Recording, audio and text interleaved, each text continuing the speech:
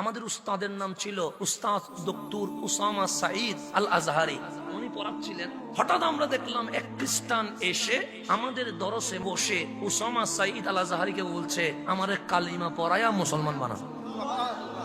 আমরা অবাক হয়ে গেলাম যে উনি এসে কোনো কিছু জানতে চায় নাই, এমনি বলা শুরু করলো, আমাকে কি পড়ান? কালিমা পড়ান। তো খ্রিস্টান যখন এসে কালিমা পড়া শুরু করছে, তো আমাদের মনের ভিতরে একটা কি আছে, আগ্রহ, কেন তিনি মুসলমান হচ্ছে। কারণ আমরা যদি এগুলো জানতে পারি তাহলে বিধর্মীকে দাওয়াত দিতে কি হবে, সুবিধা হবে। তো আমরা আমাদের উস্তাদকে বললাম, উস্তাদ জিজ্ঞেস করেন না ও কেন মুসলমান হয়েছে। তখন আমাদের উস্তাদ জিজ্ঞেস করছে, তুমি কি কারণে মুসলমান হইলা?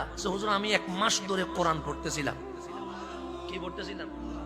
আমি 1 মাস ধরে কোরআন পড়ছিলাম। তারপর আমাদের নবীর নাম ঈসা আলাইহিস সালাম। আমাদের বাইবেলে ঈসা আলাইহিস সালামের নাম যতবার আছে তার চেয়ে অনেক বেশি আপনাদের কোরআনে আছে। মানে বাইবেলের চেয়ে ঈসা আলাইহিস সালামের নাম কোরআনে কি বেশি। আমি অবাক হয়ে গেছি।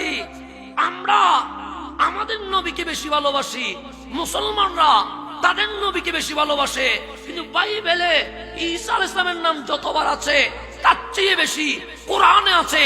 তখন বুঝি গেলাম বেজাল মুক্ত ধর্মের নাম ইসলাম।